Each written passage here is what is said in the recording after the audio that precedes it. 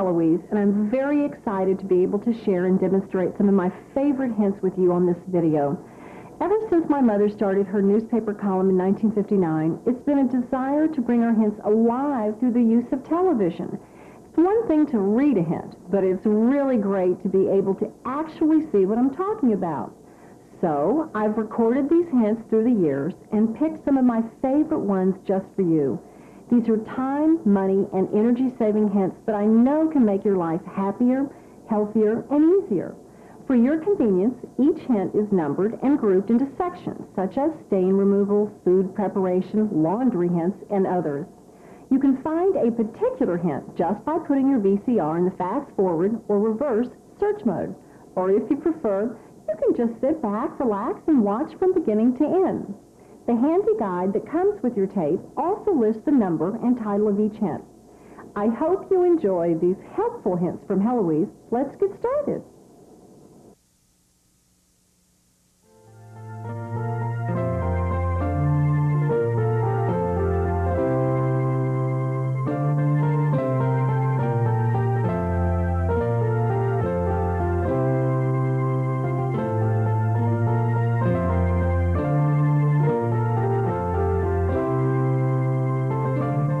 Track of all your family's activities can sometimes really be difficult. It's very important to be organized and keep a good calendar, but sometimes how can you tell who's going where?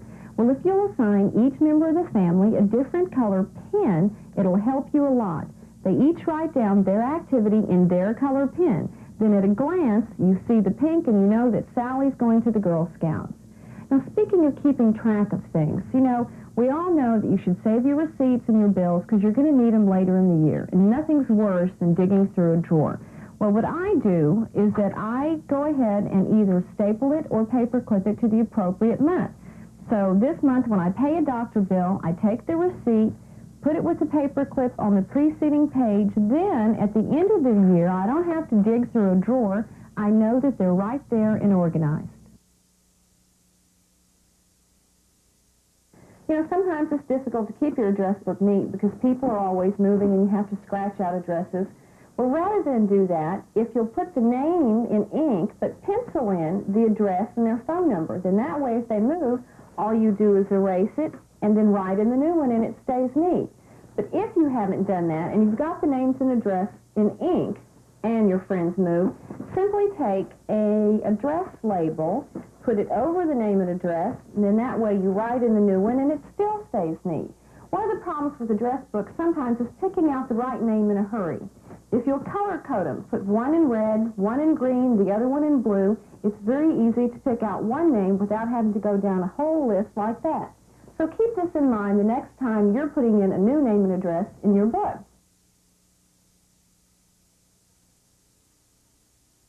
I want to show you what I do to keep my cabinets organized, and it's very simple.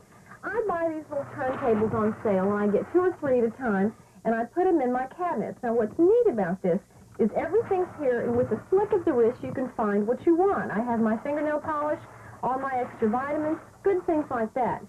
Now, the other thing is I keep my cleaning supplies on one of these. You can do it in the bathroom or in the kitchen. But in the bathroom, keep an extra set of cleaning supplies. There's no reason for you to run into the kitchen to grab the ammonia and water to clean the mirror with. If you do have small children in the house, you should not keep cleaning supplies low where they can get to them. Put this on an upper cabinet, and with all your cleaning supplies on it, when you toilet, you can get to everything very easily. I think this is going to help you keep your cabinets a little bit more organized and safer. I like to keep my things like this out on a shelf. I can see where they are. I know right where to go to get them.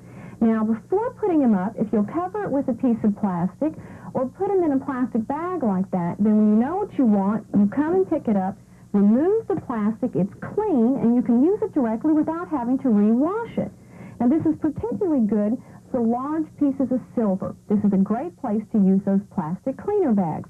Slip it inside, close it tightly, it keeps the air from getting inside, and they don't tarnish as quick, and you don't have to spend all your time polishing when you want to use your pretty serving pieces. Give this a try. I think you're really going to like it. I have have some hints for you today on the way to organize your pantry to make it very easy for you or any member of the family to get the item that you need. Now, the way I do it is I organize it by shelf. Up here, I have all my fruits and fruit juices. The next two shelves are vegetables.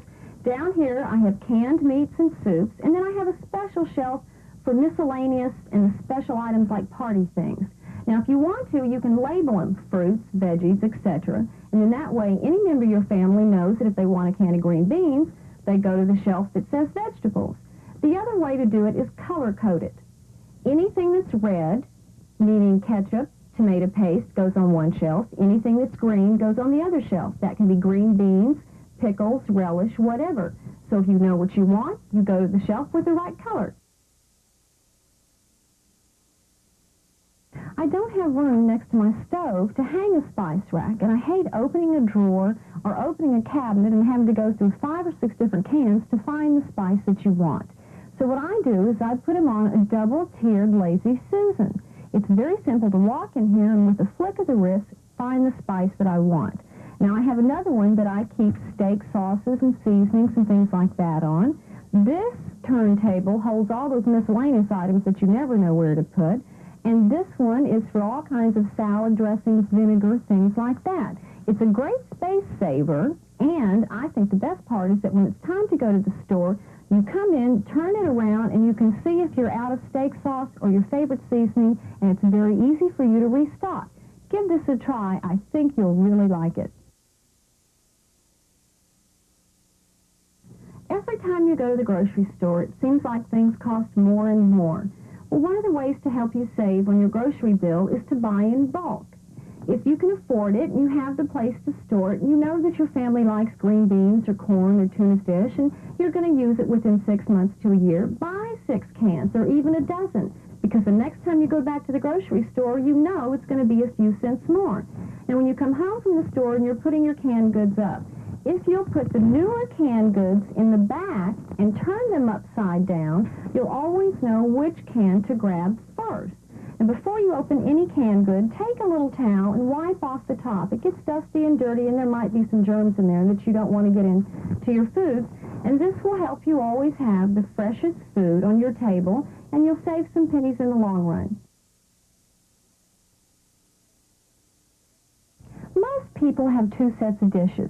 Those that they use every day, and that pretty set of china that they put away in the cabinet and they only pull out for special occasions. Well, I think you ought to use your pretty dishes every single day. I mean, you picked it out, you paid for them, so why not enjoy them? But if you can't and you have to store them away, I have some hints for you that'll make it easy on you, because all you have to do is pull out the dishes and you can set the table without having to rewash everything. When you store your dishes away, if you'll cover them with a piece of plastic wrap, put them inside a plastic cleaning bag, heavy-duty plastic bag, even a plastic garbage bag, they will remain clean and dust-free. Now also, when you're putting your plates away, you shouldn't stack one directly on top of another. Either put a coffee filter in between a paper napkin or a paper towel, and that way there's no chance of marring or scratching the finish. Now do this the next time you put your pretty plates away.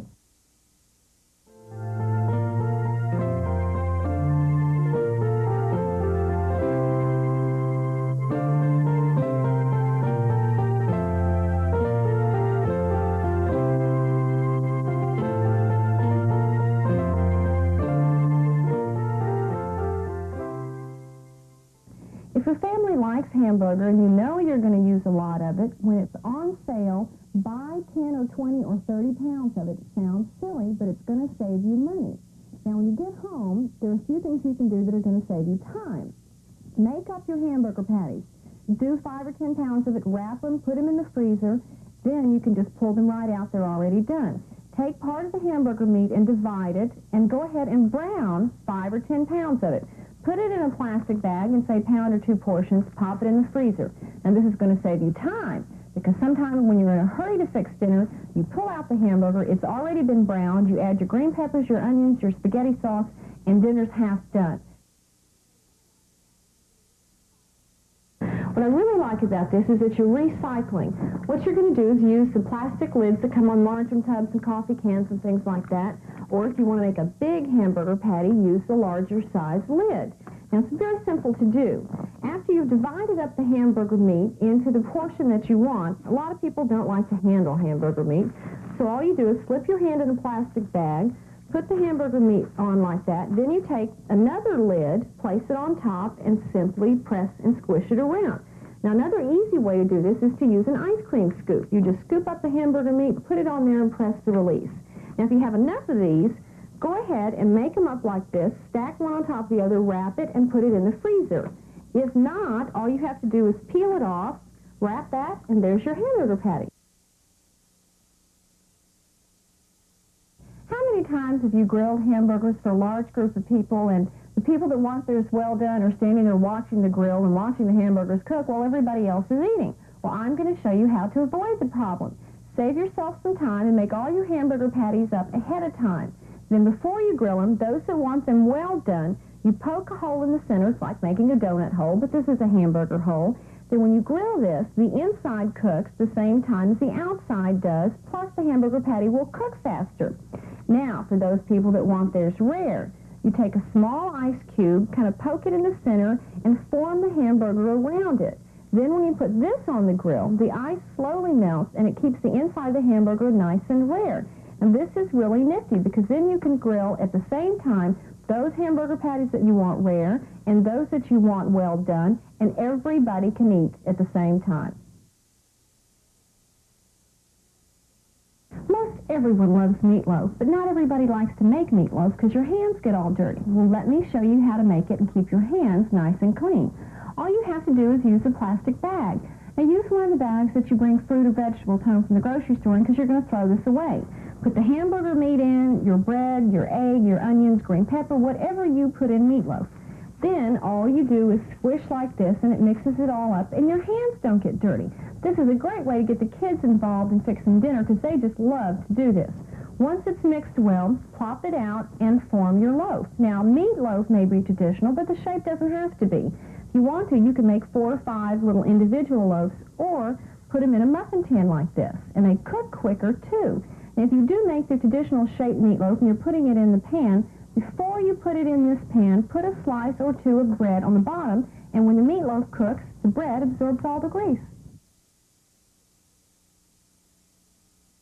We all know things like sour cream and cottage cheese have a tendency to go bad quickly. The Heloise hint: store them upside down. Now, obviously be sure the lid is on very tight, but what this does is it causes a seal, and that way it stays fresher longer, and you don't have to waste your food dollars. And another thing that has a tendency to go bad is hard cheese. So before storing it away, if you'll take a little bit of butter or margarine, put it on the end, wrap it, put it in a Ziploc bag, it stays fresher longer.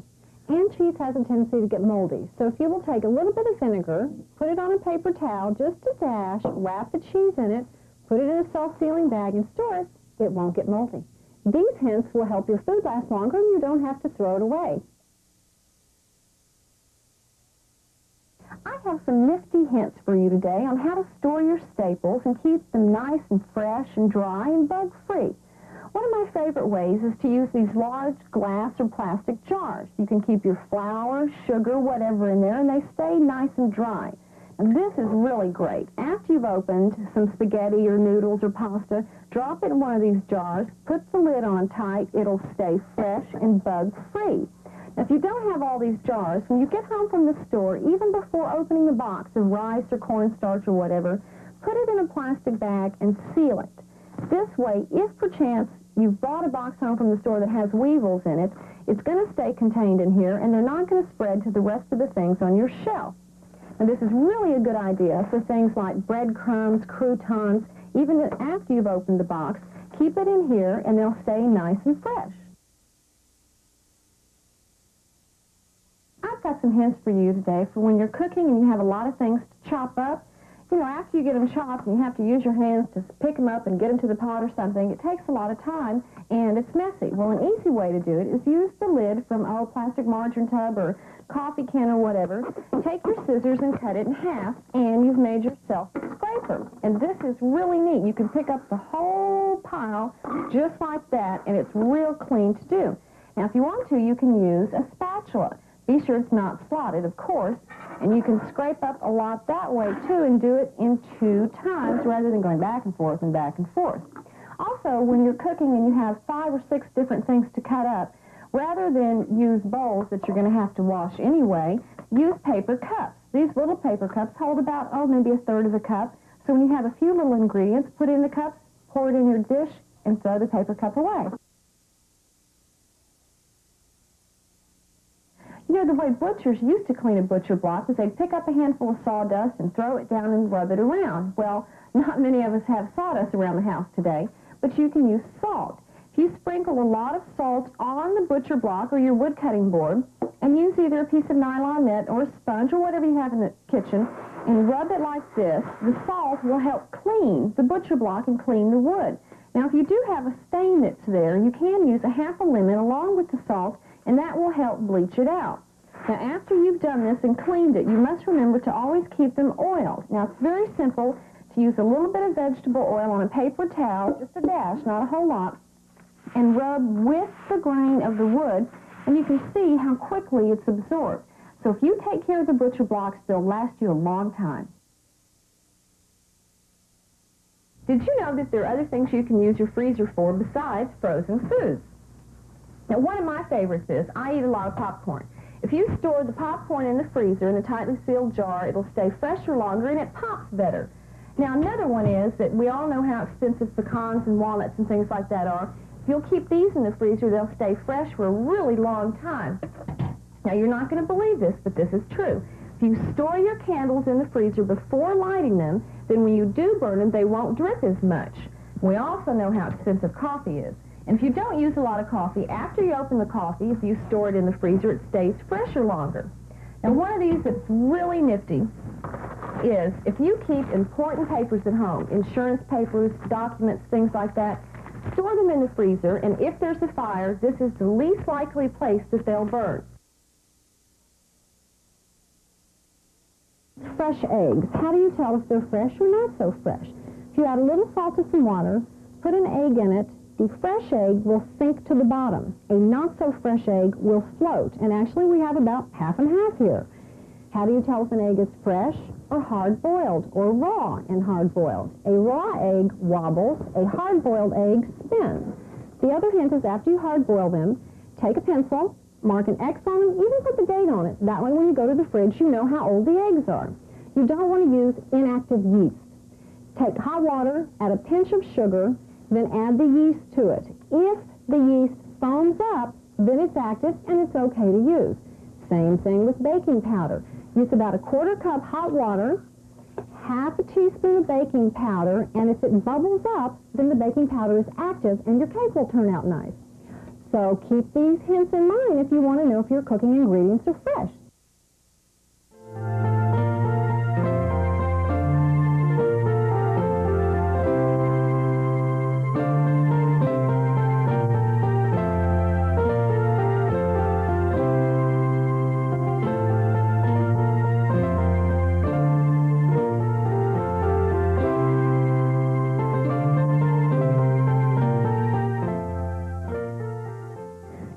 Softener is really nice, and it makes our clothes smell fresh and they're nice and soft, but sometimes it's a lot of trouble to use. Many fabric softeners say use 1 capful of fabric softener to a cup full of water, then you have to take this and pour it in the washer. Well, that's too much trouble for me. What I want you to do is when this bottle of fabric softener runs out and you buy your second one, go ahead and mix this up. Now, I've already diluted this with the right amount of water. That way you walk to the washer, pour in the fabric softener that's already diluted, and that's all you have to do. There's no having to worry with measuring cups and things like that. Now, if you don't get to the washer in just the right time, or you run out of fabric softener sheets, simply take a washcloth, put a few dribbles of liquid fabric softener on this, and put this in the dryer, and your clothes will turn out nice and fresh. Are you plagued with lint and fuzzy things on your dark-colored clothes? Well, I have a few hints for you today on how to avoid the problem. The first thing, and the easiest way to do it, is when you're washing something that's dark, like a t-shirt like this, turn it inside out. Then, even if there is lint in the washer or dryer, it's going to get on the inside and not the outside of your t-shirt. Now, another thing you can do is that when you have dark-colored clothes and you wash them all together, If you'll add a half a cup of vinegar to the rinse cycle, it will make the dark colors be nice and vibrant and eliminate most of the lint. If you're still stuck with a little bit of lint, when you put your clothes into the dryer, be sure that you've cleaned the rinse filter and add about a half a yard of nylon net in with the clothes. The nylon net rubs up against the clothes and eliminates all of the lint, and you'll have nice, lint-free, dark-colored t-shirts. Big, thick, beautiful, thirsty towels really aren't cheap any longer. Well, I've got some hints for you today on how to launder and take care of them so they'll last you a long time and still look as pretty as the first day that you bought them. Particularly bright-colored towels, they tend to fade. And these towels that have these beautiful appliques on them, if you wash them in hot water and dry them on high heat, it's going to end up shrinking them and they're not going to look very nice. So when you wash towels like this, and even these bright colors, wash them on warm to cool, and remember, you're using a bath towel to dry off a clean body, so the towel isn't that dirty, so it doesn't have to be washed in extremely hot water.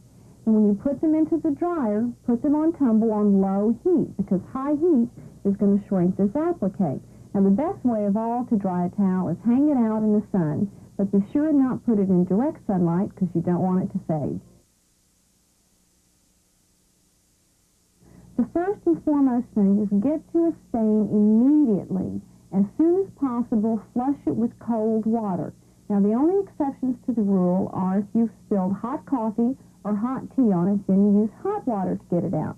Now, also remember, if you've got a stain like this, when you're cleaning it, don't work this way. Work from the outside of the stain in, because otherwise you're just going to spread the stain further. And also try and work from the back side of the material first, pushing the stain out, because if you do this, you're just going to push it through the fibers. Now remember this the next time you get a spot or stain on your favorite shirt, and I hope it helps. When it comes to spot and stain removal, the most important thing to remember is to get to the stain immediately and flush it with cold water. Now that'll take care of most of them. But if you have a stain that hasn't come out, I have a few tips for you today on some things that you can do at home before you put the garment in the washing machine. A very simple thing to use is a bar of hand soap.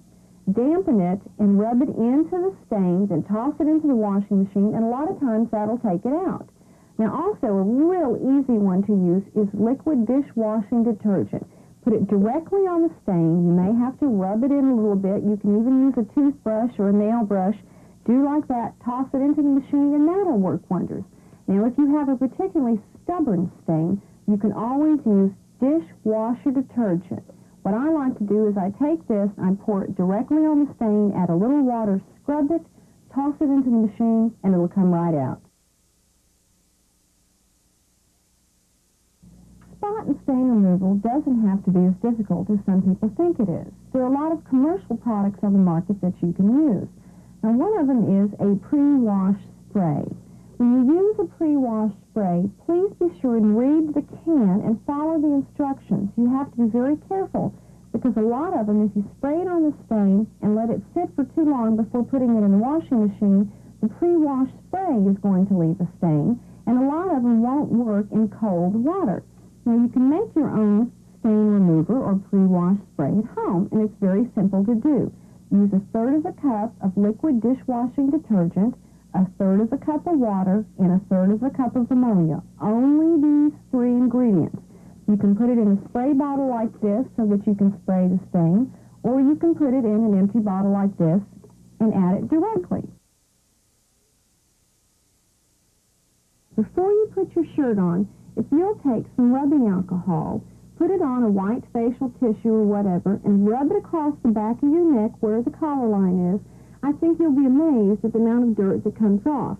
Now, I'm not saying you have a dirty neck, it's just that we do have natural oil glands across the back of our neck, and there's not much you can do about that. But if you want to help prevent ring around the collar, do the alcohol trick first. And if you perspire extra heavy, you can always try a little bit of antiperspirant. Rub it across your neck, let it dry, get dressed, and it'll keep you from having ring around the collar. Here are a few things that you can do on laundry day to get rid of ring around the collar. The first, and the one that I think is the easiest, is to use chalk.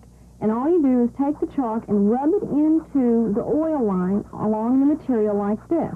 Now what this does is the chalk will absorb the oil, etc. Then when you throw it in the washing machine, it will be easily washed out. If you don't have chalk, you can use plain old straight liquid dishwashing detergent and rub it across the line like this. Now here's the trick. Either use an old toothbrush, a fingernail brush, a hairbrush, whatever, and scrub it just like that to be sure that the liquid detergent gets down into the material. Throw it in the washing machine and ring around the collar goes down the drain. Do your wash day blues turn into lint day blues because of lint all over your clothes? Well, I've got a hint for you today on how to avoid that. The most important thing to do is you always need to clean the lint filter. Now, on different models of dryers, they're in different places. So find the lint filter on your dryer. Even if you go to a laundromat, it's important to locate it. And you want to clean this lint off. Look at that, because if you don't, this builds up and it causes the dryer to work overtime, plus the lint ends up on your clothes. Now, a lot of people don't like to touch the lint, so there's several ways you can do it. You can use an old hairbrush, a comb, and comb it like this. See? Or a lot of people use the foam fabric softener sheets after you use them in the dryer and simply wipe it away like this, and you won't have any lint on your clothes. Getting baby clothes clean on laundry day can be a particular problem. One of the reasons is because baby formula and baby vitamins are very, very difficult to remove. Well, I've got a home solution for you that works wonders on that and most any other stain you've got on a garment. Using a plastic or a stainless steel container, don't use aluminum. Put in 1/3 of a cup of household bleach, 1/3 of a cup of powdered dishwasher detergent to a gallon of hot water. Now stir this up until the dishwasher detergent dissolves. Now you're ready to put your garments in. If the material you're using will not take to hot water, let this solution cool before adding. Put the garments in, let them sit 5 or 10 minutes, pull them out and check. If the stains are gone, then you're ready to put them in the washer and dryer, and that's fine. If the stains are there, let them sit just a few more minutes. Do you like your blue jeans soft and comfortable and faded, or do you like them blue and brand new looking? Well, I've got some hints for you today so that when you do the laundry, your blue jeans will turn out the way you want them to. Now, if you like them to stay blue like this so they're all brand new looking, particularly designer jeans, the most important thing to do is turn them inside out when you put them in the washer and dryer. Now, what this does is that when they're in the washer and the dryer, the jeans are going to rub up against themselves and other things, and it's going to cause friction. So if they're inside out, it happens on the inside, and the outside stays nice and blue. Now, if you like your jeans comfortable and faded like this, go ahead and wash them just like this. But also remember, it's very important to always snap to snap and zip all of the zippers on the blue jeans. And in that way, they won't catch on anything in the washing machine, and you'll have a nice pair of jeans.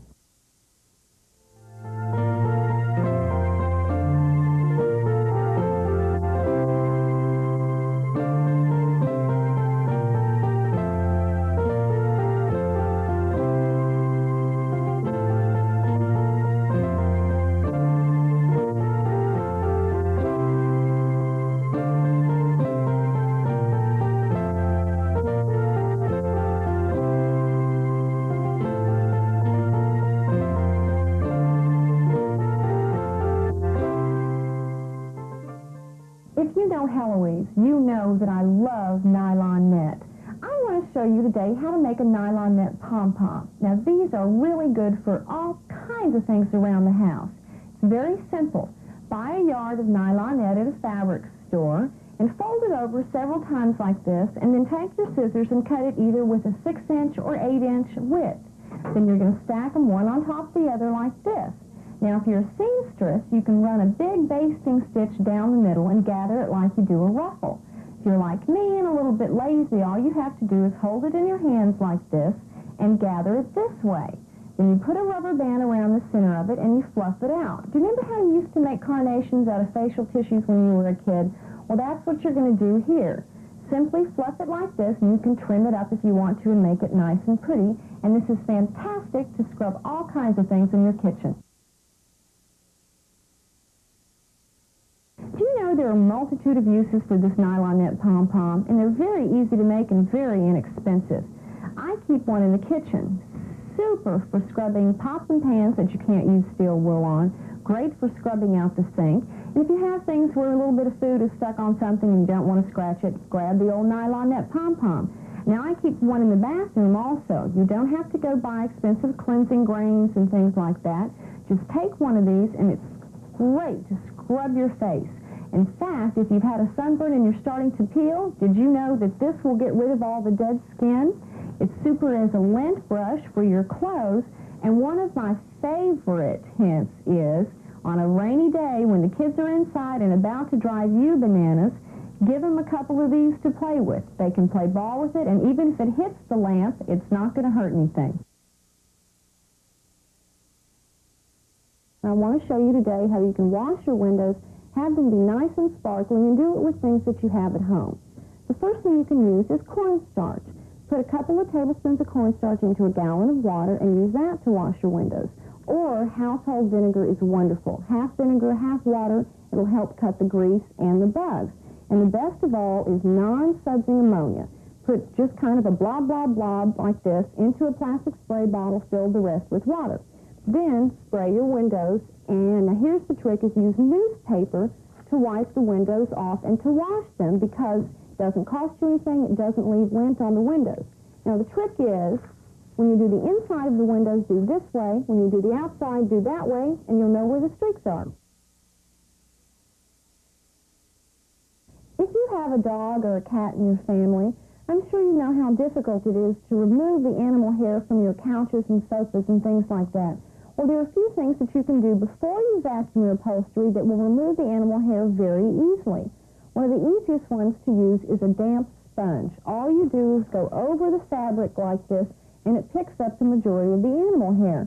Now, another thing to use is a foam fabric softener sheet, either after you've used it in the dryer or use a new one, and the smell is there, and go over the upholstery like this, and that will pick up the animal hair too. Now, a good one to use is always have an old or spare hairbrush. Do like this, brush your couch or sofa, and that's going to pick up the animal hair. Then when you vacuum with your vacuum, you don't have to worry about the animal hair getting caught in the vacuum, and you won't have any problems at all. And we do love all our animals, so don't keep them outside all the time. How long has it been since you've cleaned your wood furniture? Now, I mean really clean it. I don't mean dust it, but actually clean it. Well, not many people do. What they do is they dust. And every time you dust, you use spray wax, and you keep doing this over and over, and you end up with a wax buildup. And a lot of times, that's why the furniture looks dull and not shiny. So remember that if you're just dusting, sometimes just dust, do not use spray wax. Now, to clean wood furniture, water is not going to hurt it. The easiest way to do it is use a mild liquid detergent and water like this. Put your sponge in it, rinse it out well, and then go over the table like this. Now, you can also use household vinegar, 1 part vinegar to 2 parts water, in the same manner.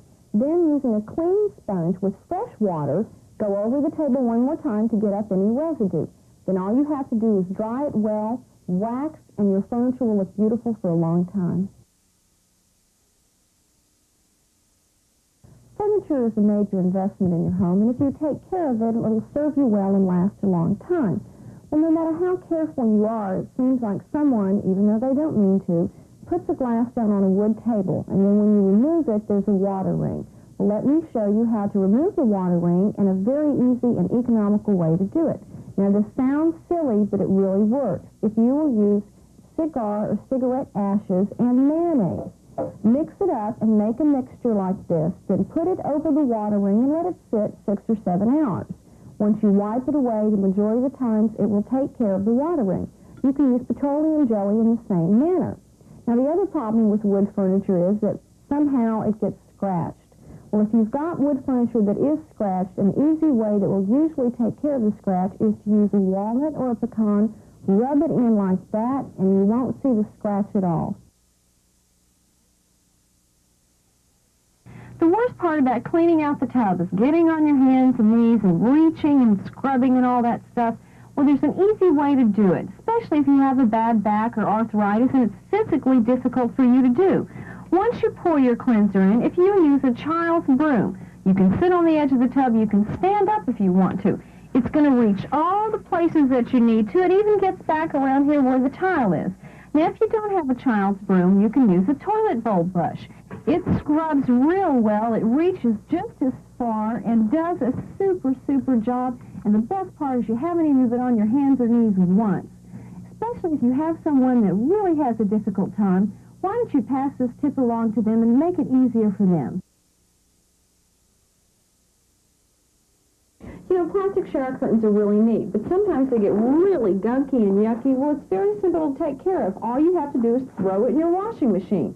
Put in a few towels, half a cup of bleach, and your shower curtain's going to come out nice and sparkling and clean. If perchance it comes out wrinkled like this, it's very simple to take care of. Put it in the dryer on low heat for a few seconds, and all the wrinkles will disappear. Now, if you don't want to take it down and put it in the washer, it's very simple to get rid of all this mildew. Simply use pre-wash spray. All you need to do is spray about the bottom third. Let it sit for a few minutes, gather it up, run it under the water, and most of this gunk is going to drip right off. Now, the part of the problem with the mildew buildup is this little seam right here. If you'll simply take a pair of scissors and cut off that bottom seam, there's no seam for the moisture to get into.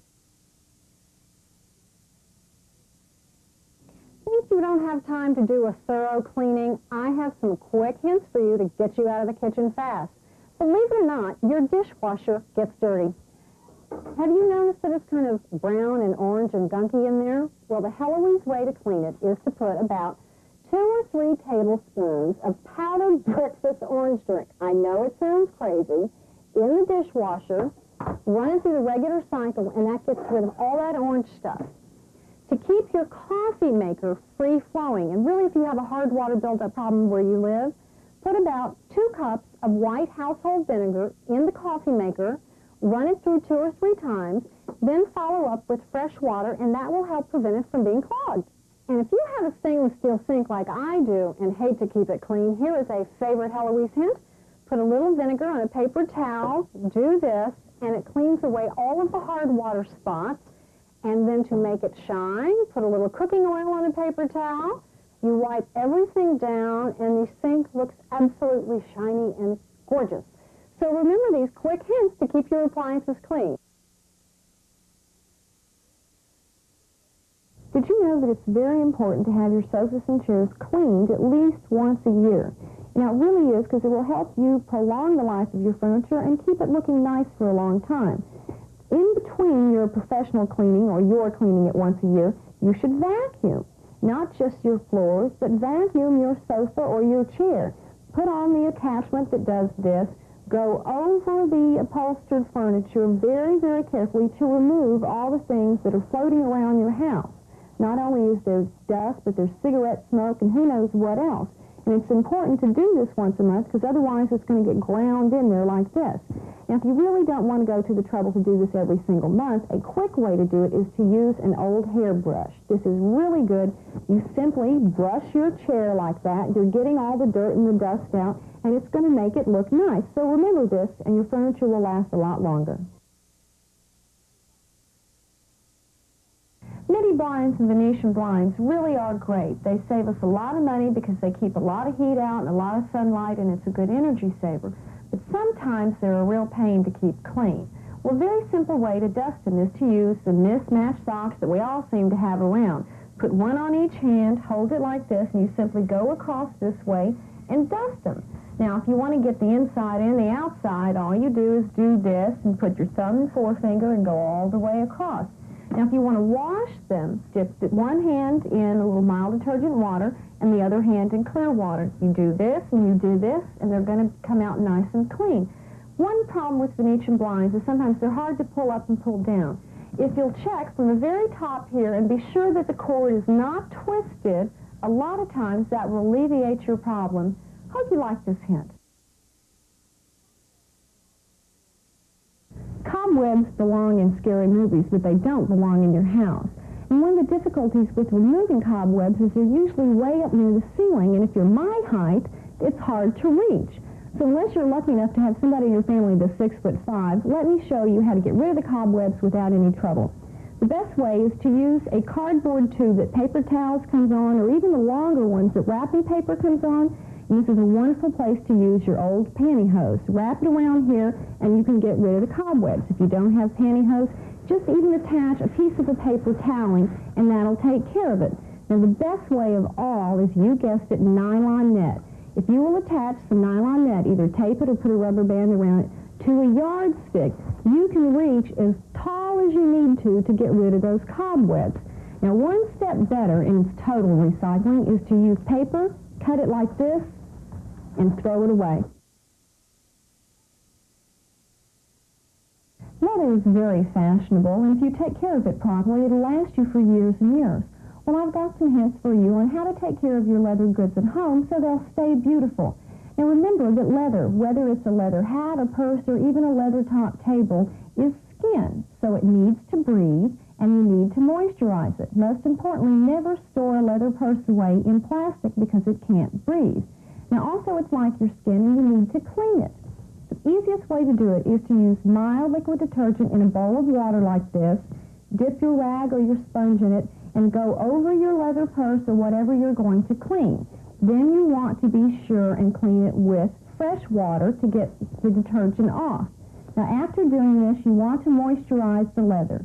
And the easiest way to do it is to use neutral shoe polish, petroleum jelly, or saddle soap, and your leather will be beautiful looking for years to come. One of the major catastrophes you can have in your house is if a water pipe breaks or if the roof leaks and you get a very large area of carpet that's wet. I want to tell you what to do about it. The main thing is use toweling and blot up all the moisture that you can. Stand on this towel. But now all you've done is gotten up the surface moisture. I want you to pull back a corner of the carpet and look at this backing. Is this backing wet? If it is, I want you to pull the carpet back all the way until you don't see any more moisture. And also check the padding. If the padding underneath is wet, you have to pull that up and let it dry too. Now, if you've got an area that's about this size, you can use your hair dryer to dry the backing. Now, that may take you a while, but it's going to be worth it, because if you don't do this, it's going to end up mildewing, and you're going to have to replace all the carpet in the long run. If you have pets in the house, I'm sure you've been plagued at one time or another with pet stains. I'm going to show you how to take care of that. The main thing is to get to this stain immediately. Take paper towels and blot up all the moisture that there is. Use all the paper towels until there's no more liquid that shows. Now, once you've done this, to neutralize the pet stain, use half vinegar and water on a sponge and squeeze it out. Now, work from the outside in. And you may have to blot a little bit, because if it's gotten down into the back and you want to be sure to neutralize it. Then go over with a little bit of clear water, just once or twice, and then the paper towels again. And if there's a slight discoloration left, you can use a little bit of liquid detergent and water to get up the stain the same way we did the vinegar, from the outside in, and that'll take care of it. It's really upsetting when you find a blob of candle wax like this. Well, let it dry. Then take your fingernail and flick off as much candle wax as you can, or you can use a plastic credit card or a dull knife. After you've done that, take some paper toweling, place it over the spot, and use your iron on a low to medium setting. Now, don't put it on steam, and you're going to iron this. Now, what it does is it draws up the candle wax. You may have to do this 2 or 3 times, but it may take you 5 minutes, and you have to keep turning and turning. There you go. See? It brings it up. You may have to keep turning the paper towels or put fresh ones down.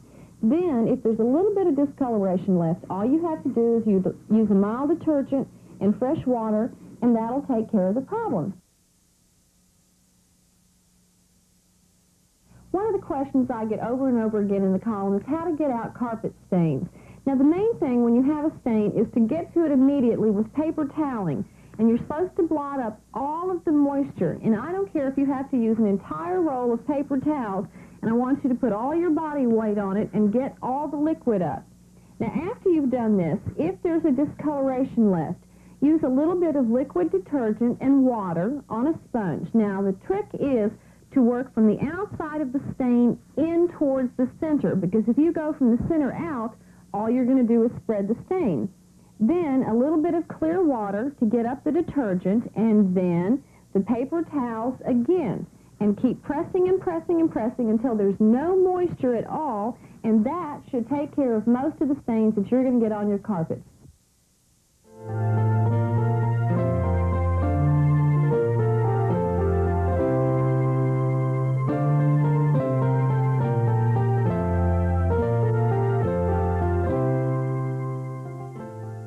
If you're an apartment gardener and you don't have an area to spread everything out, one of my favorite tips is I use a flat cardboard box like this.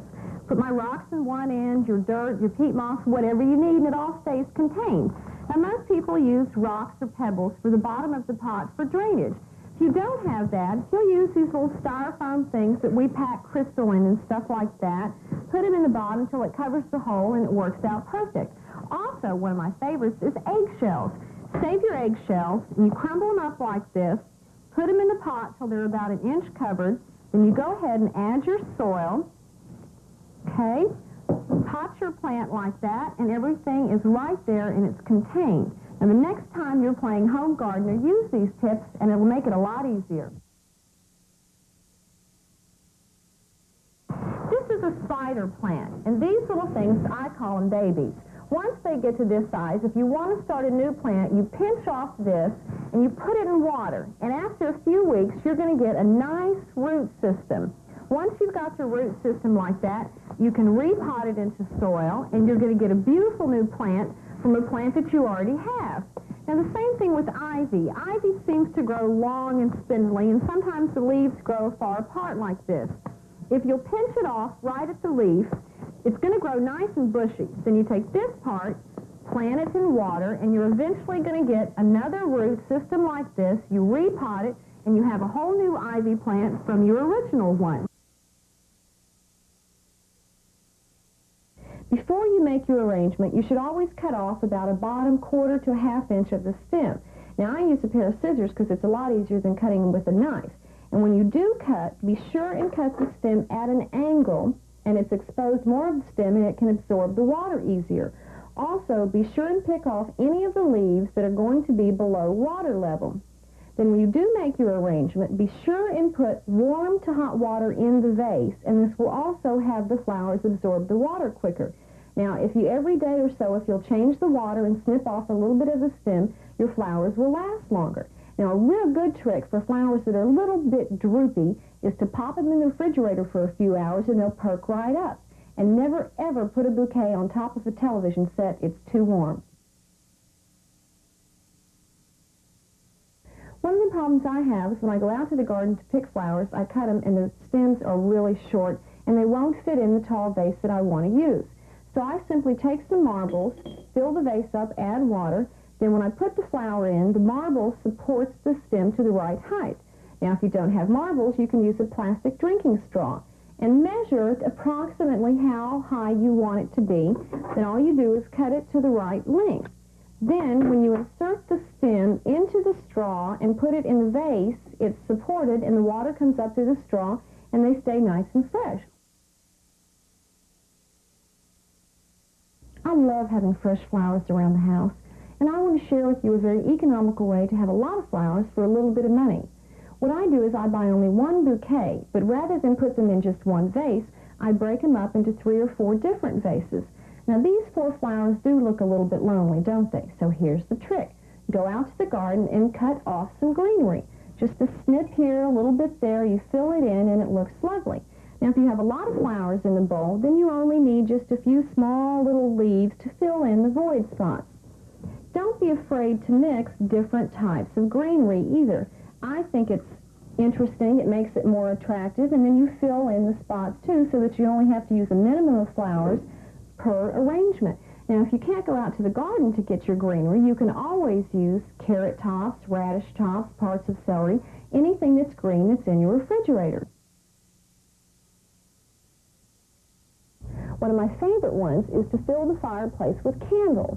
Then when company comes over, just on a nice evening, you light the candles, you get the glow of having the fire, and you haven't created the extra heat. Now, if you're going to do this and you have small children in the house, please be sure and put your fire screen up because you don't want the kids crawling up here and getting their hands in the candle. Now, another thing to do is put flowers in your fireplace. This is lovely, either along with the candles or by themselves. And it looks great. And you can also add your green potted plants, and it looks green all summer long.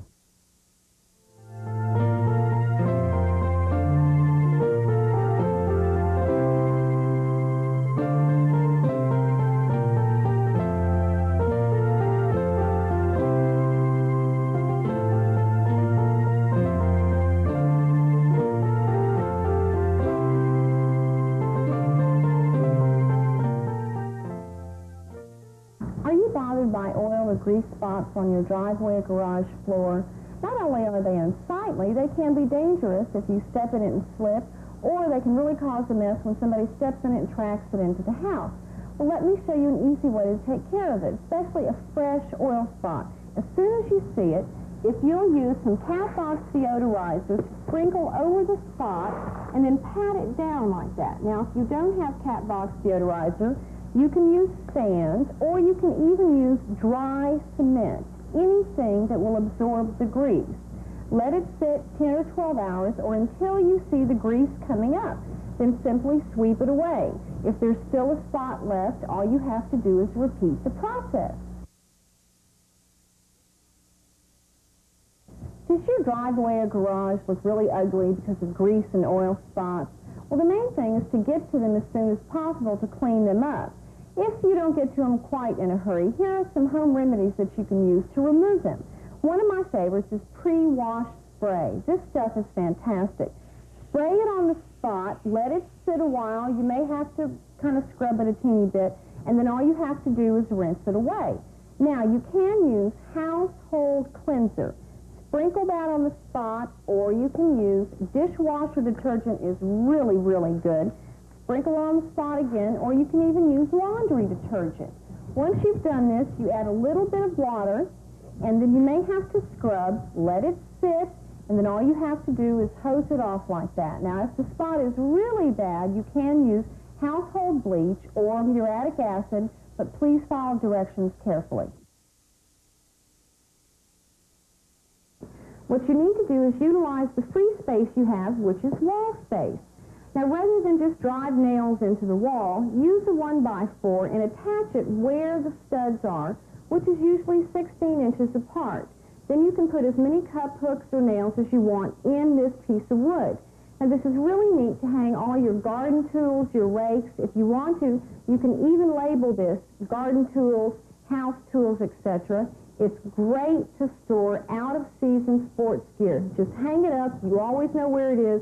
There's no fear of hitting it accidentally with the car. Most important of all, always have a fire extinguisher handy. How often have you had a difficult time with your garden hose? It never fails, no matter how careful you are about wrapping it around in a figure eight or rolling it real neatly and you put it away. When it's time to undo it, you pull it out and there's knots and tangles and it's really a chore. Well, let me show you a simple way to take care of that problem. What I like about this is that you're recycling at the same time. Use an old tire and place the hose inside the tire going in a circular manner just like this, and it stays nice and neat. Now, if you're storing it away for any length of time, you simply roll the tire into the garage, place it up against the wall. If it's going to be there for a while, if you'll take an ice pick or a nail and poke some holes in the bottom of the tire, all the water will drain out and there won't be any chance of it mildewing or rotting. Then when it's time to use the hose, you simply roll it out, pull it out, and there are no tangles.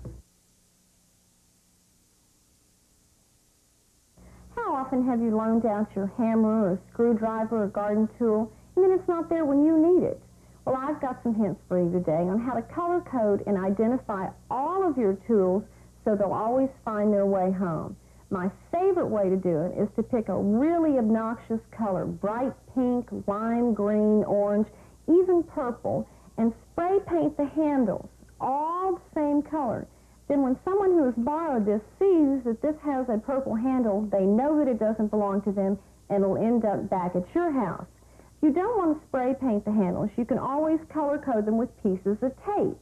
Now the best way to be sure that these are returned to you is when whoever comes to borrow it, have them watch you write down on a list that John Smith has borrowed my screwdriver. Then in 2 weeks, when you need to find it, you go to the list and you know where it is. One of the reasons that household and garden tools particularly rust is that there is moisture, that they're damp, and then they rust.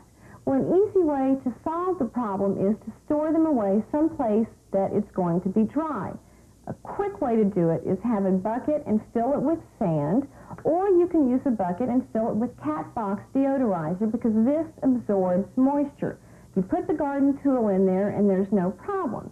Now, if you're going to put them away for some time, simply add quite a bit of motor oil, or you can even use household cooking oil to the sand or the cat box deodorizer, and it will keep the tools from rusting. You pull it out, wipe it off, and you're ready to go. I think most of us who wash our cars at home do it to save money. Well, there are a few tips that you can use if you wash your car at home to save money that gives it that professional look and it doesn't cost you much more. The one thing we tend to overlook is the carpets. Oh, we vacuum them out, but that's not good enough. You need to clean them. Now, a very simple way to clean them is to use baking soda. All you do is sprinkle the baking soda on the carpet, rub it in well, let it sit a while, and vacuum it up.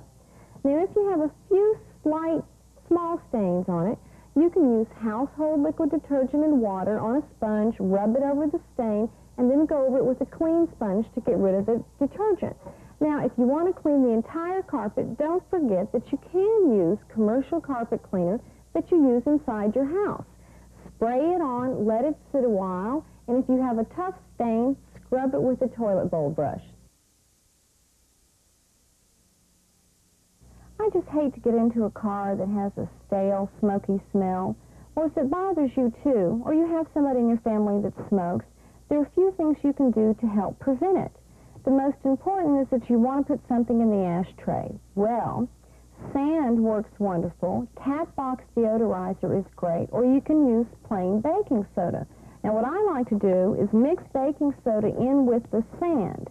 Then when you put a cigarette out in it, the baking soda helps deodorize, and the sand is an extra added safety precaution because the cigarette won't sit there and smolder. You don't have to worry about it. Now also, if the car still doesn't smell quite as fresh as you'd like, a real simple way to take care of it is unwrap a bar of soap and keep it under the front seat of the car. It will make the car smell nice and fresh and you won't have that stale, smoky smell. If your garden hose has a hole or tear in it, do you automatically throw it away and think you can't use it? Well, you can use it. If it has a small hole or tear, now I don't mean a 10-inch gash, you can repair it. All you need to do is use a candle and drip wax over the hole till it's completely covered. Let it dry. Then using waterproof tape or duct tape, starting at the center of the hole, wrap it out this way. Then come back and start over where the hole is again and wrap that way so that you have double duty where the gash is and you'll repair the garden hose. Now, if you want to make your own soaker hose instead of having to go buy one, or a good way to use an old hose is very simple. Use an ice pick or a hammer and a nail, and going along the hose, poke holes in it at the distance that you want. Then when you hook it up, you've made your own soaker hose and at no extra cost. Nobody likes to paint because it's messy. Here's some hints. Always put the can on a paper plate, and this helps catch any of the extra drips. Take a large rubber band, put it around the paint can this way. It takes 2 people to do this, and what you do is when you're painting, you wipe the brush off like that in no messy paint can. Now for inside, no one likes the smell of paint. Add a few drops of vanilla extract to the paint, or outside, put a few drops of insecticide in the paint, and what this does is it keeps the flying buggies away until the paint dries. And when you're painting a room, take the switch plate off and right on the back of it put a piece of tape, the brand and the color number, and then that way you don't have to guess the next time. I think everyone's least favorite job is taking the garbage out. And one of the reasons is that it's heavy, or even particularly if you use the plastic garbage bags. They're big and they're bulky and they're hard to carry. Well, I've got a hint for you that you're really going to like. All you have to do is use a child's little red wagon. Put the plastic bag in it, or even put your garbage can in it, and then simply pull it out to the curbside. You haven't had to lift, drag, anything. Now, if you do use this, be sure and drill some holes into the wagon. Then that way, if it does get left out in the rain, the water will drain out and it won't rust. Now, this is particularly good for elderly people, people that are handicapped, or that have a bad back and can't lift and carry heavy things. Also, remember that it does work in reverse. If you have some heavy packages from the grocery store that you need to go into the house, put them in the wagon and take it right to the front door. You know, I think we've all had to struggle at one time or another closing a garbage bag, especially when there's a lot in here and you can't get all the corners together to put the twist tie around it. Well, the way I like to do it is to fold it over and then twist the ends together like this. Now, also, I like to close them with rubber bands. They're easier for me to handle, and I never can keep up with the twist ties. What's good about doing it this way is that if the garbage happens to be a little bit heavy, that you've got two little handles to drag it outside by. And when you put it outside, it never fails. If the local dog wants to find out what's on the inside of the garbage, right, I'll show you how to take care of it. If you will spray the bag with some insect repellent, or you can use a little bit of ammonia, put some here, and be sure that it's all over the bag, it will keep the animals from tearing open the garbage bag.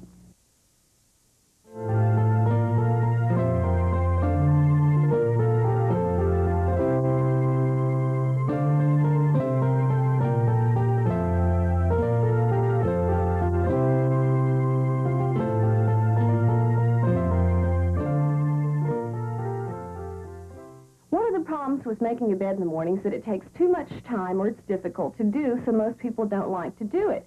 You have to run from one side of the bed to the other side and tuck and pull. Well, I want to show you the way I do it. It's cheating, but it works. Before you get out of bed in the morning, scoot down to the edge, pull the covers up like this. Now take your feet and you straighten the sheets and you get your morning exercise at the same time. Then scoot to the top of the bed and go ahead and you're going to make the bed with you in it. Now it looks silly, but it's going to work. Pull the sheet up, pull the blanket up, go ahead and pull the bedspread up, then fold this like that. You sneak out of bed, the bed's half made, you finish making your bed, and it didn't take you any time at all, and nobody sees what's underneath the covers anyway. Buying a complete set of sheets nowadays really does cost a lot of money, and you know that you should go buy them on sale. But sometimes that's difficult because they don't have a full set. Well, if they've got top sheets, I want you to go ahead and buy them because I'm going to show you how to make fitted sheets out of top sheets. If you're a seamstress, you can put the edges together like this and maybe add a little piece of elastic and it's going to fit over the corner. If you're not a seamstress and you're a little bit lazy like me, all you have to do is tie a knot in the end like that. It fits on the corner and it stays nice and tight. This is really good, especially if you've got a water bed or you have a problem with the top sheet slipping out. Tie a knot in each corner, tuck it over, and it's going to stay like that, and you're not going to have any problem. So remember this the next time you want to go buy some sheets on sale. Have you ever wondered what to do with these free sample perfume cards? Hi, I'm Heloise. You know, we get these in the mail all the time, and they smell so good and everything, but you wonder, what do you do with them? Well, what I do is I slip one inside the pillowcase. Then at night, when I turn down the sheets to go to bed, it smells wonderful. Now, the other thing is, if you've got some pillows that you're storing, or you have a guest bedroom that isn't used very often, simply put one of these inside the pillowcase. Then, when your company comes and they turn down the sheets, the pillows are going to always smell nice and fresh. Now, you can also use the fabric softener sheets that you use in the dryer. After you use them once or twice, they still have a nice fragrance to them. So simply slip one inside the pillowcase and it's always going to be really nice and fresh. The main thing to remember when you put clothes away, whether it be winter or summer, is to always store them away fresh and clean. Now this is very important because when you bring them out, not only will they smell good, but your clothes are going to last a lot longer. Now one of my favorite ways to store sweaters away is to put them in clear plastic bags. Now what I like about this is that I can stack them in the closet, then when it's time to bring it out, I can see through the bag and pick the sweater that I want. Now the other mistake that people make is they come in, they take a jacket off, and they hang it in the closet. Well, you shouldn't do that. You should turn it inside out and either put it on a hanger or throw it over the back of the chair and let it air out before putting it in the closet. One of the problems with the closet and why it smells musty is that it doesn't have the proper ventilation. So, when you go to bed at night, or if you leave for work in the morning, leave the doors open for a few hours, nobody's going to see, and let the fresh air circulate, and that will help take care of the musty odor. Now, to also help prevent it, you can make your own home deodorizer. Use a pickle jar or a little pimento jar, something like that, and you poke some holes in the lid like this, and this is a great place to use the cotton that comes out of the aspirin bottle. Add a few drops of your favorite cologne or your favorite fragrance. Put the lid on tight. Put it down on the floor, but if you do have small children in the house, set it up on a shelf so they can't get to it, and your closet is going to smell nice and fresh. When you take your shoes off, before putting them in the closet, let them air out. Then, as an added precaution, if you will sprinkle some baking soda in your shoes, it'll help deodorize it. Now, I use this particularly in my boots. Now, another thing to do is, this is a fantastic place to store your soap bars. If you unwrap them, set them on the shelf, and let them stay there a few months before using them, they'll last a whole lot longer, and your closet is going to smell wonderful. So remember this the next time you have a musty-smelling closet. Very few of us have as much closet space as we really need, so I have a hint for you today on how to utilize the closet space that you have already. One of my favorite hints is to double layer the clothes rack. It's very simple to do, and the best part is if you've got one down here, that the children can reach the clothes by themselves and they don't have to ask Mommy to get out their shirt. Now, another problem in the closet is that the clothes rack gets sticky once in a while, and the things don't slide. If you'll take a plastic cover that goes over the shower curtain rod, put it over the clothes rack, you won't have any problem with the coat hangers sticking. And one other tip, if you'll be sure and place them all in the same direction, if there's ever an emergency, you can run in, grab a handful at a time, and run out. And I have some hints for you today on organizing your closet. Now, it's something that we should all do, but we usually don't take the time to do it. The way I do it is I organize things by season and by color. I put all my winter things and heavy coats and sweaters together and all my light summer things together.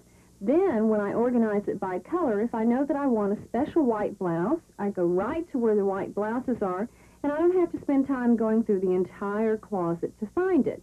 Now, I do the same thing with my shoes. They're all color-coded, so I immediately know where my black pair of shoes are rather than having to fumble around to look for them.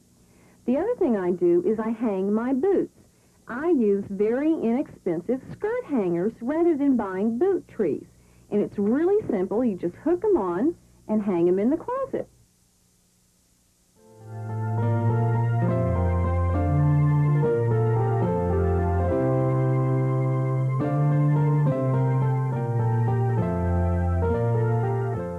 If you've ever had to serve a tray of food to someone who's sick in bed, you know that it can be a little bit tricky once in a while. I've got a hint for you. The best way to do is before you put your plate and everything on the tray, use a kitchen terry towel. You put it on the tray like this, then when you put the plate and the glass and the fork, when you're carrying it, things aren't going to slide around. And then even if there is a little bit of an accident, it's absorbed and there's no mess. Now, the other thing for people that are sick is rather than use paper napkins, what's really great to use is use your hand towels, the terry hand towels like this, and children just love washcloths, especially if they've got the little clown or something on it. They're really easy to use. You can throw them right in the washing machine and there's no problem. Now the other one too is use the towels like this as a bib. You know, keeping little kids in bed and entertained is difficult because they get fidgety a lot and they like the color. Well, one of the nifty things you can do for them is if you use a plastic cutting board like this, they're small, they're light, it fits right on their lap, they can color on it, and if perchance there's an accident and it falls, it's not going to break. Now the other thing is to use a tray table, which is really nice, but most of us don't have them around the house. Well, we've taken a cardboard box and a serrated knife and cut out 2 holes, one on either side. It fits over your legs just like this. You can make it any height you want. You might want to reinforce the bottom with some tape so it'll be nice and sturdy. And if you want to, you can cut it at an angle for an adult to make it a perfect writing table. We always serve soup to somebody that's sick in bed. Well, one of the problems with serving soup in a soup bowl and a plate like this is that it doesn't hold much. Plus, if you have a little bit of an accident, it spills. Well, what I do is use a gravy boat. And what's really nifty about this is the spoon fits right there. You can put a whole bunch in there, and even if it does tip a little bit, it's not going to make a mess, and it makes it easier on them. Now, the other thing is that when you're sick, you're usually not that hungry anyway. And if you see a giant plate of food sitting on the tray, oh, so what I do is trick them. And if you use a salad plate or a little dessert plate with smaller portions, it doesn't look like there's that much there. I've got some hints for you today that'll make it easy on you when you're home alone, you don't have anybody to take care of you. One of the things I do is I keep an ice bucket by the bed, filled all the way to the top with ice, and I keep 2 or 3 fresh glasses, and then my pitcher with orange juice or apple juice or whatever, and then that way I don't have to jump up and run to the kitchen every time I want a glass of orange juice. Now the other thing is to keep thermoses. These are wonderful. I keep 2 or 3 here. I keep one filled with hot soup, and the other one I keep filled with coffee, or I'm really a tea drinker, and I keep hot water in it. Then that way, when I want a fresh pot of tea, I don't have to get up. I just add the hot water to my teapot, and it's right there, and it makes it a lot easier on you. Everything's right here, and you don't have to keep running to the kitchen.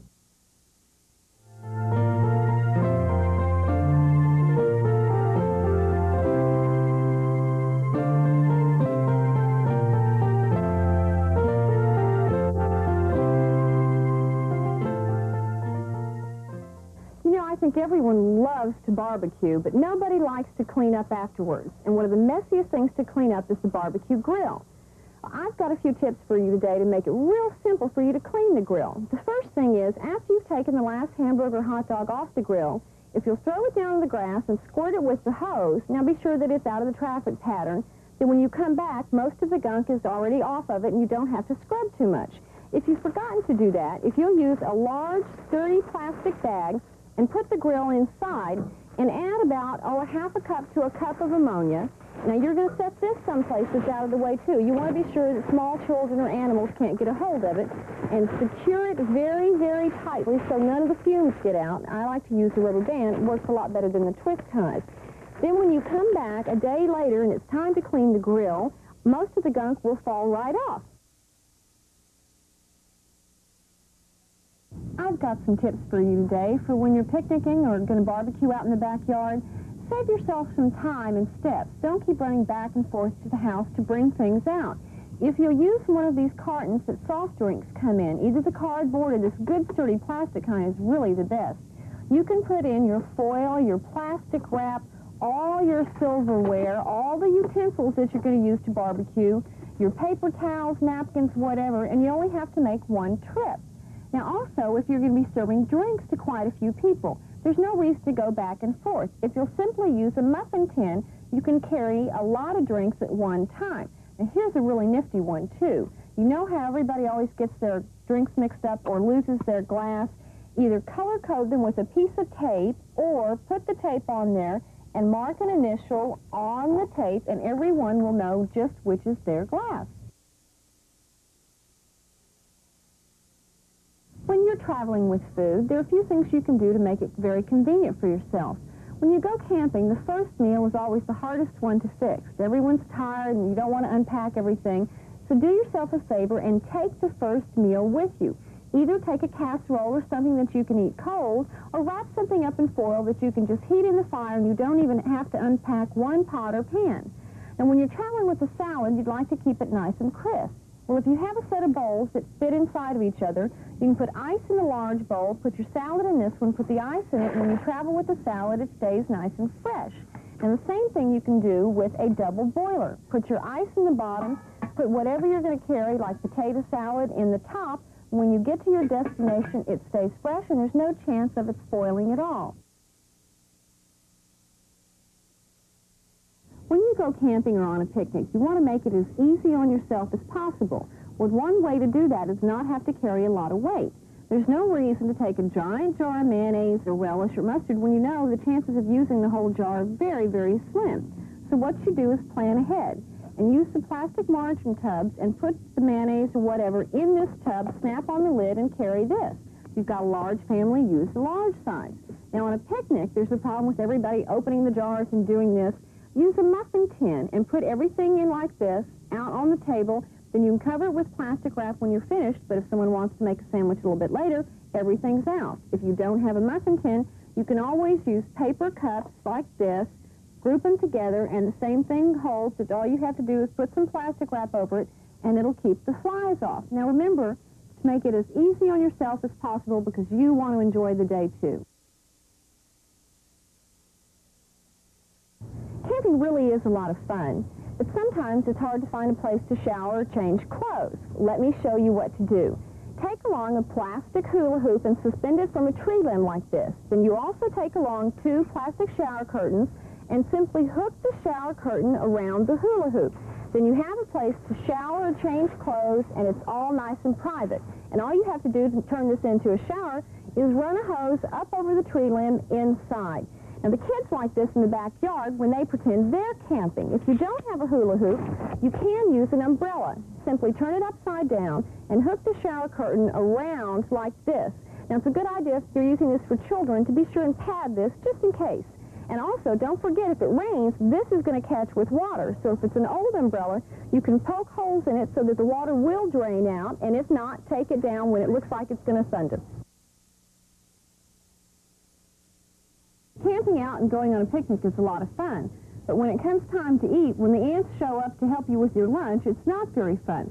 Well, let me show you how to prevent that problem. If you'll take along some plastic margarine tubs or tin cans, or in desperation, if you've not taken these with you, you can use a paper cup. Fill it with water, and then set the table legs in one of these containers. Now, if you don't have small children or pets that might get to the water, you can add a dash of kerosene or bug repellent or even a little bit of vinegar to the water. And one of the other problems is flies. They drive you bananas. Well, if you've got one in particular that's bothering you and you don't have bug spray, you can simply use some hairspray to spray the fly and it will kill it. Now also, to keep the flies away from the picnic table, if you will wipe the table down with vinegar or put a few bowls around the corners, they won't bother you at all.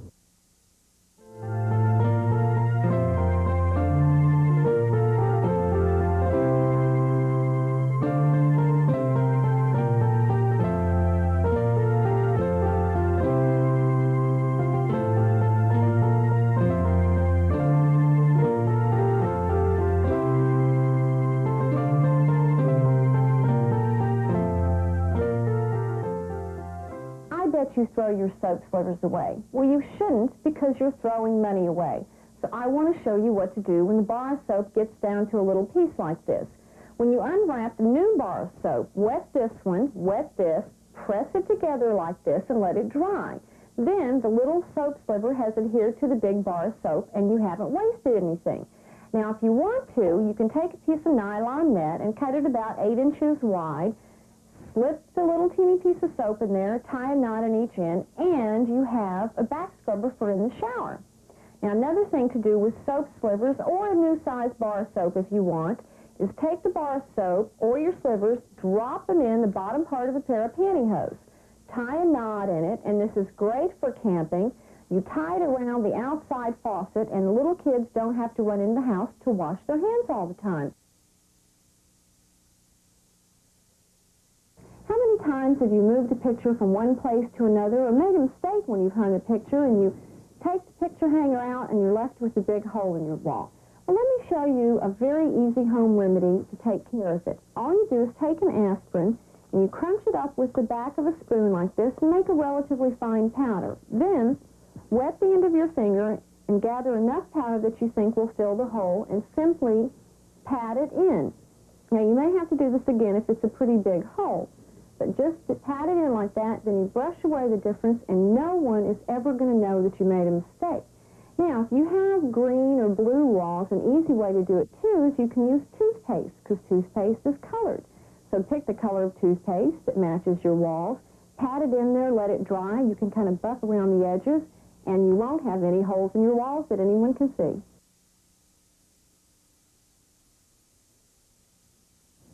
Beauty may be in the eye of the beholder, but you don't have to spend a lot of money to look beautiful. You have things in your pantry that can do the job. One of my favorites, baking soda. This, along with salt or sugar, can be used to clean your face. What I do is take a little bit of mineral oil, or you can use vegetable oil.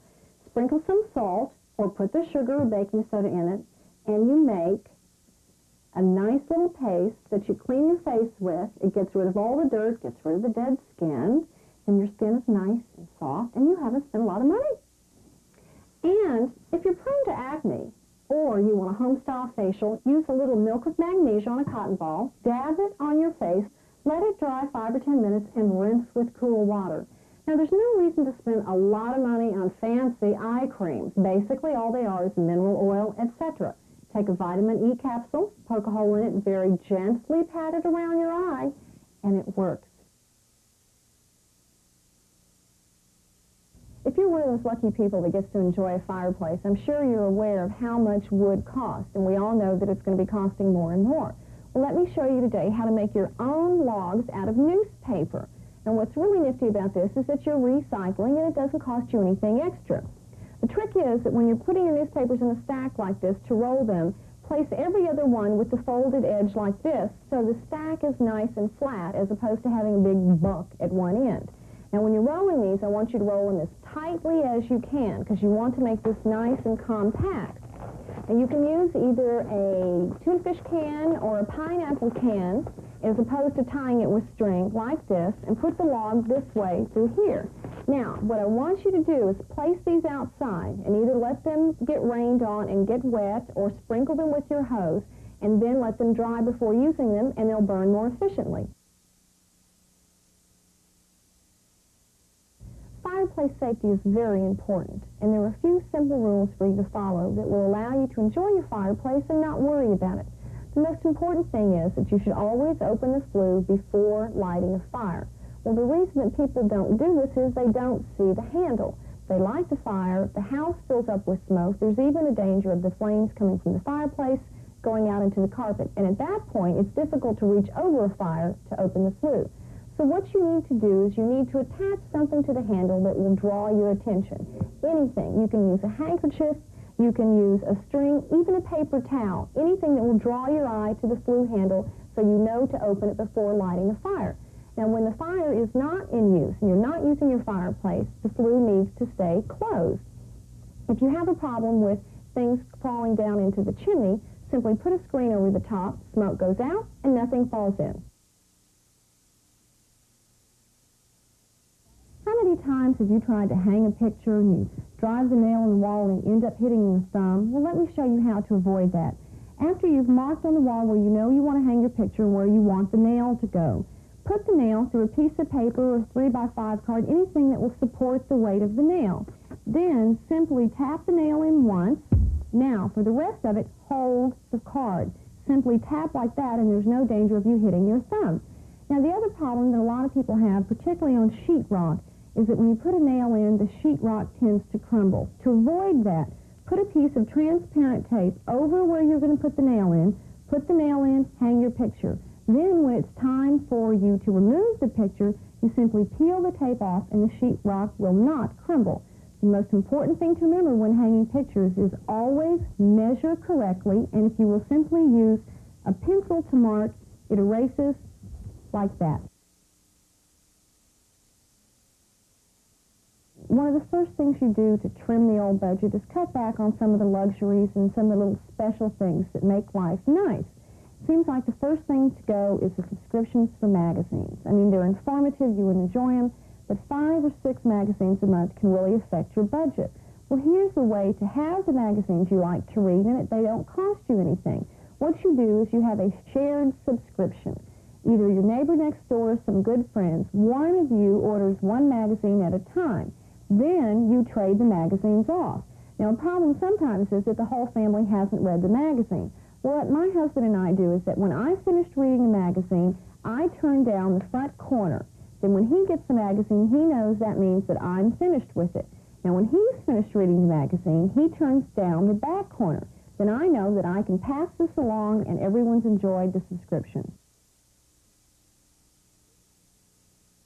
If you have a sliding glass door in your house, you know how enjoyable they are because you get to see outside and look at your garden or your patio, but they can also be very dangerous. Many people have walked into and through a sliding glass door because they thought it was open. So to avoid this in your house, if you will simply put a decal on the sliding glass door in the middle, they'll see this and know that the door is closed. Now, if you don't want to attach one of these decals permanently, this is a perfect spot for grandmother or even mother to display pictures of the little ones. Simply tape it up there, you see the picture, you know that the door is closed. Now also remember too that your eye level is here, but the little ones that run in and out and never seem to stop and think, they have to see down here. So if you've got little ones in your house, put a picture at their eye level and be safe and never sorry. If your animal is large enough, you can take their pill, and if you'll wrap it up inside a piece of luncheon meat or roll it up inside of a piece of hamburger, they'll eat this whole thing and not even know they've had any medication at all.